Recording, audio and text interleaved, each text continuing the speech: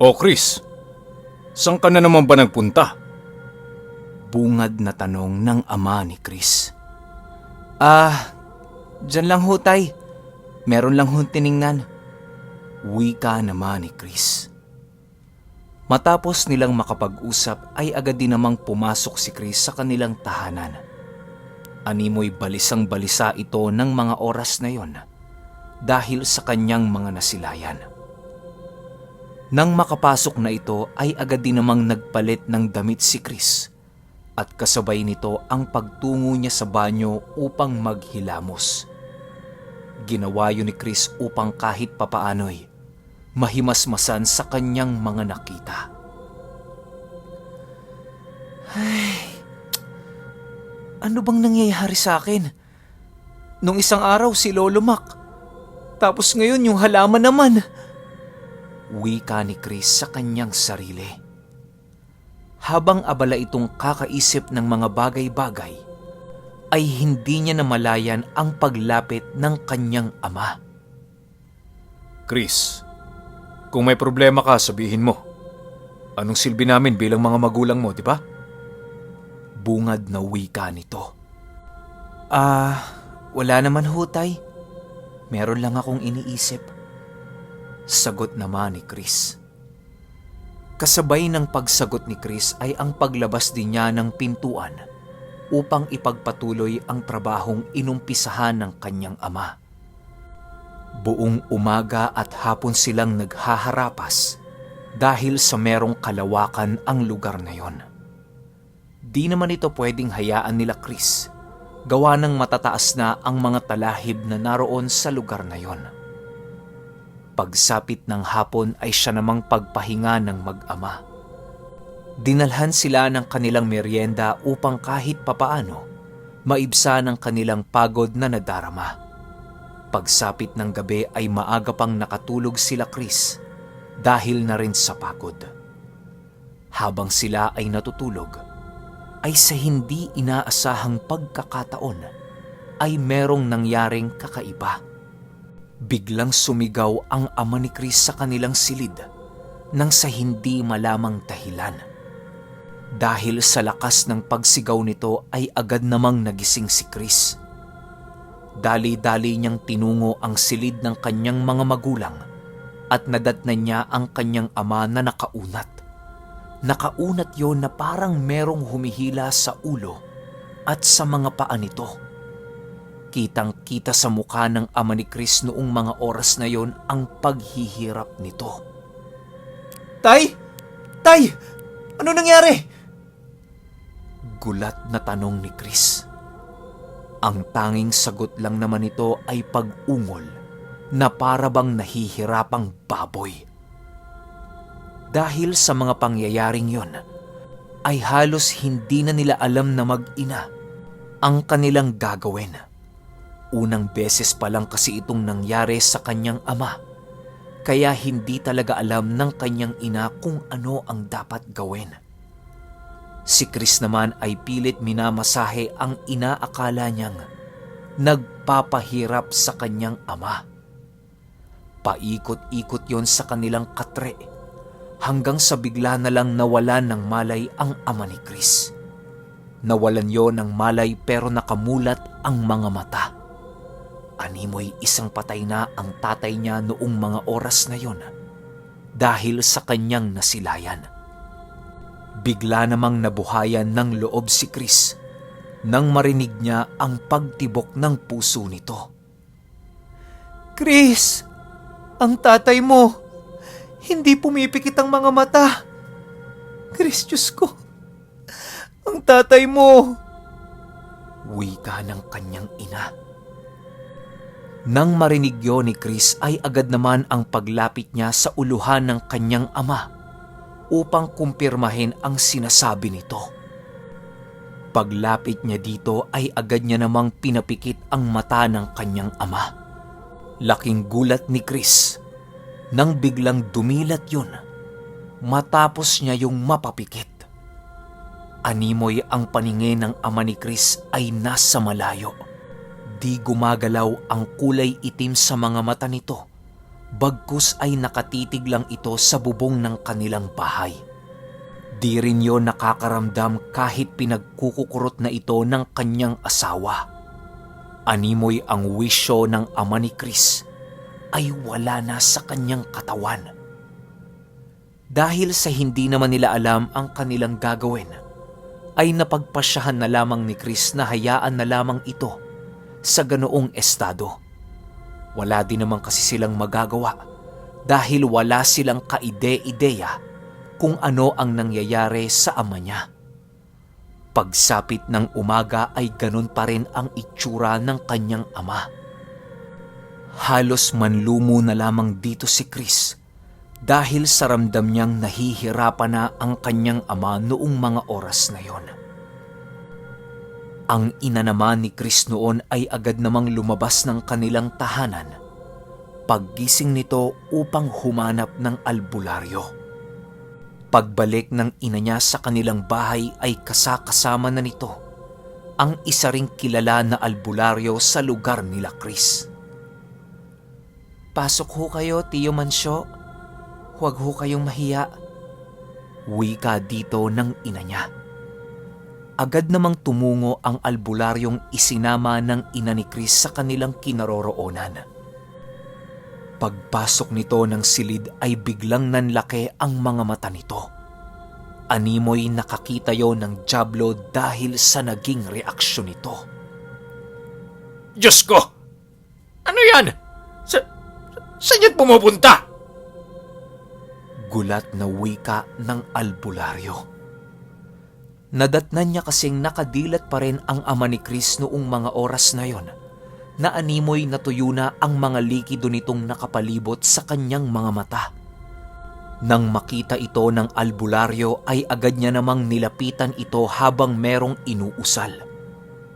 Sila Chris naman noong mga oras na yon ay hinayaan na lamang ang albularyo sa nais nito. Dahil sa pagnanais ni Chris na mapagaling ang kanyang ama, ay biglang pumasok sa kanyang isipan ang dating tinitirhan ni Lolo Mac.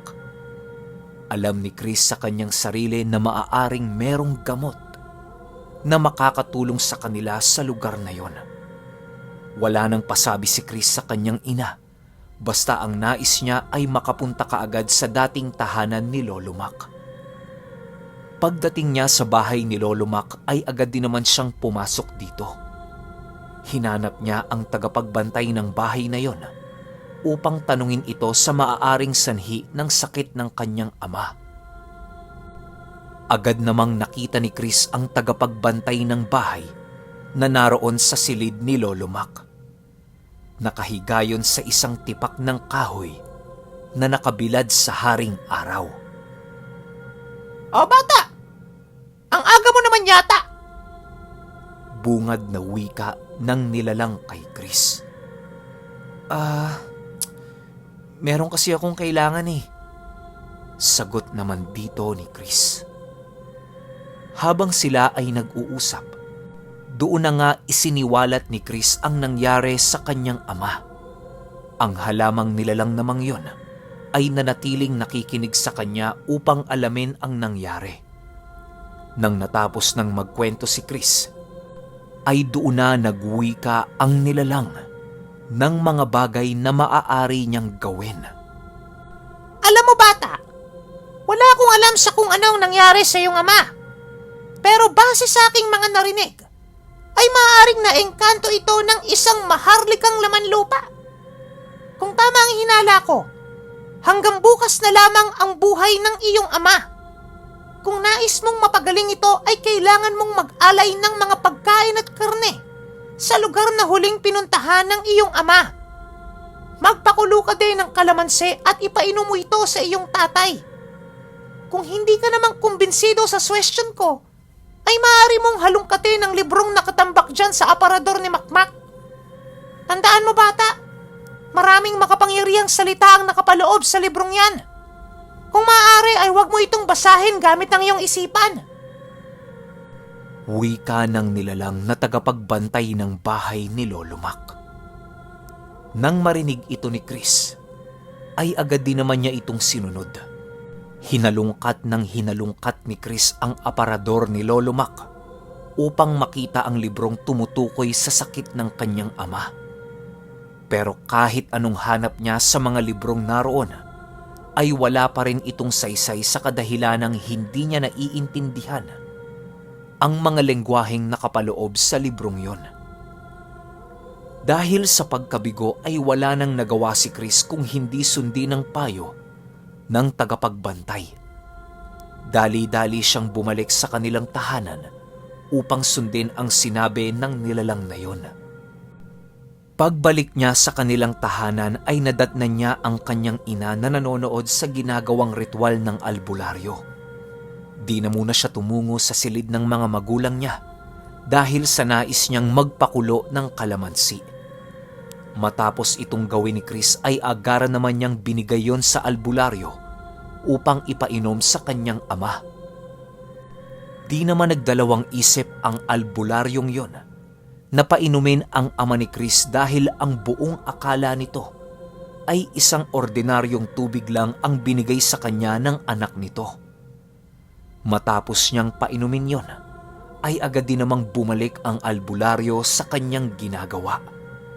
Samantalang si Chris naman noong mga oras na yon ay kinuha ang lahat ng pagkain nilang tira upang ialay doon sa kanilang bakuran na kung saan hinarapasan ng kanyang ama ng mga talahib. Paglabas ng bahay ni Chris, ay kasabay nito ang pagsipat niya sa isang matandang naroon sa kanilang bakuran.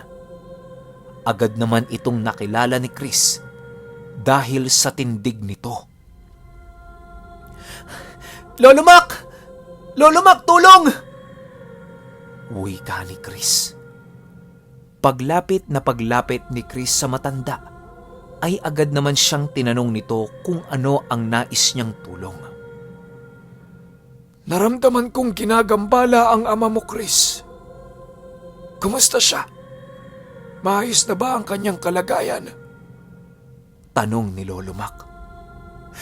"Hindi pa po, Lolo Mac. Kagabi pa pong ganon si tatay.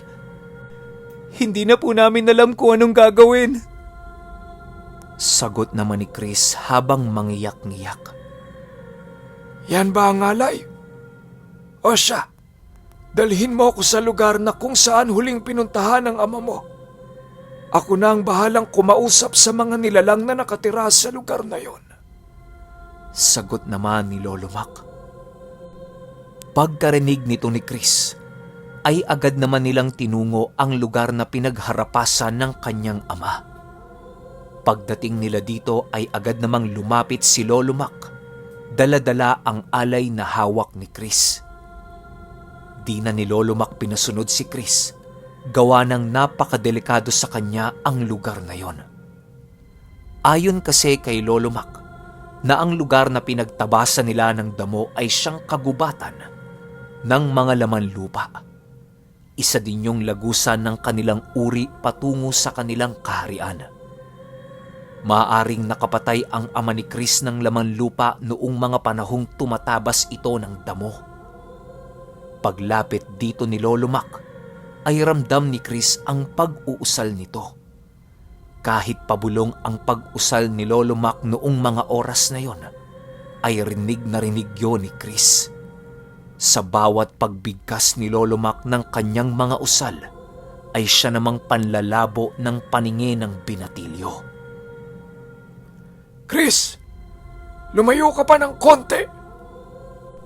Wika ni Lolo Mac. Kitang-kita na kasi ni Lolo Mac noong mga oras na yon na para bang mawawalan na ng malay si Chris. Matapos ng mga usal na binitawan ni Lolo Mac, ay siya namang paglapag ng mga alay na dala nito sa lupa. Ilang minuto pa ang lumipas at nasipat ni Chris si Lolo Mac na merong kausap na nilalang sa kinaroroonan nito. Animoy si Lolo Mac noong mga panahong yon ay nagpapaliwanag sa nilalang na kanyang kausap.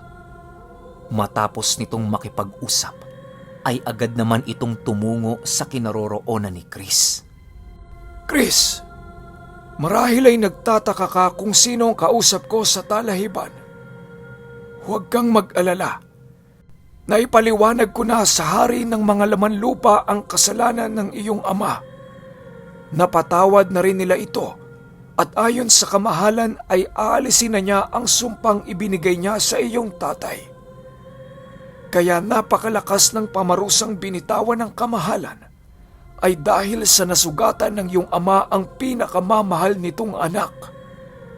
Sa susunod, Chris, bago kayo gumawa ng kung ano-anong bagay, ay magbigay kayo ng respeto at pahintulot sa mga nilalang na hindi ninyo nakikita. Maswerte pa rin kahit papaano ang ama mo, Chris, dahil sa mga mabubuting laman lupa ang naperwisyo nito. Dahil kung hindi, ay noong gabi pa lamang ay siguradong pinaglalamayan nyo na ang ama mo. Sige, iho, una na ako. Bumisita lang ako sa inyo dahil kailangan nyo ng tulong. Wika ni Lolo Mac. Kasabay ng pagwika ng matanda ay siya namang paglaho nito. Dahil sa mga nasaksihan ni Chris noong mga oras na yon, ay halos hindi siya makaalis sa kanyang kinaroroonan. Animoy parang naninigas ang kanyang buong katawan sa hindi malamang dahilan. Paglipas ng 10 minuto ay doon pa lamang nagawa ni Chris na makatayo. Agad namang tumungo si Chris sa kinaroroonan ng kanyang ama at nadatnan niya yung nakaupo na. Labis-labis ang pasasalamat ng ina ni Chris sa albularyo dahil sa buong akala nito ay yon ang nagpagaling sa mister niya. Chris, saan ka ba nagpupunta? Kanina pa kita hinahanap ah. Huwag ka na munang umalis ha. Diyos ko anak, hindi tayo nakapagbenta ng isda ngayong araw dahil sa mga nangyari sa atin. Wika ng kanyang ina. Pasensya na ho, Nay. Nais ko lang naman pong makatulong kay tatay eh. Sagot naman dito ni Chris. Pasensya ka na anak ha. Pati tuloy ikaw ay naabala.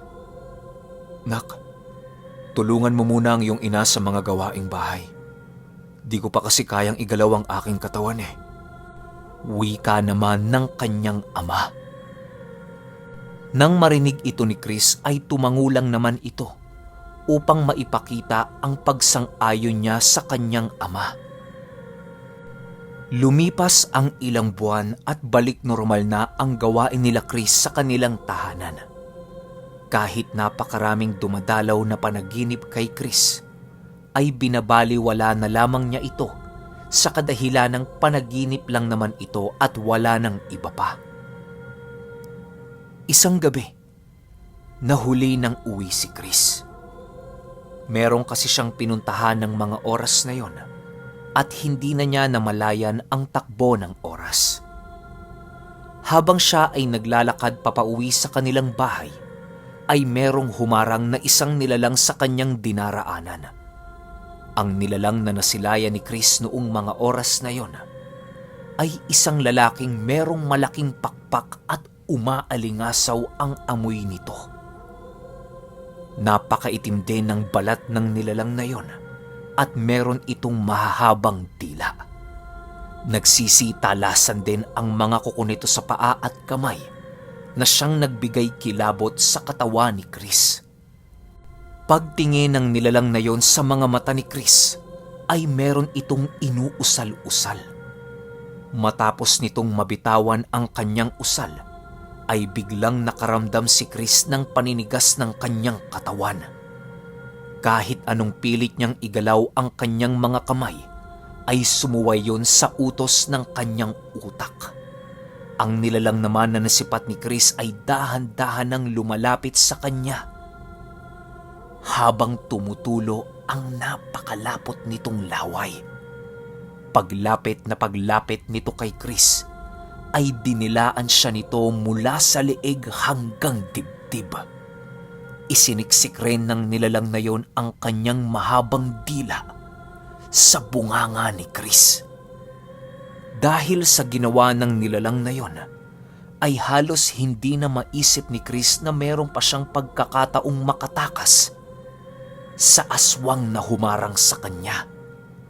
Pagpikit niya ng kanyang mga mata, ay laking gulat na lamang niya nang magsisisigaw ang aswang na nasa kanyang harapan. Habang tumatakbo ang aswang na yon ay biglang kinagat ito ng isang dambuhalang ahas na lumilipad. Nang madagit na yon ng ahas ay siya namang paggaan ng katawan ni Chris. Wala na siyang sinayang na oras at agaran din naman ang ginawa niyang pagtakbo hanggang sa makarating siya sa kanilang tahanan. Pagdating niya ng kanilang bahay ay halos sirain na ni Chris ang kanilang pinto. Anak, dahan-dahan naman. Hindi kami bingi. Huli na to, Chris, ha? Pinapaalalahanan kita. Kaya naman sana huwag kang umabuso. Wika ng ama ni Chris pagbukas nito ng pinto.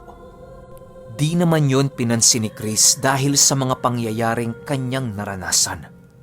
Patuloy pa rin ang pagtulo ng malamig niyang pawis sa katawan kahit ilang minuto na din siyang namamahinga.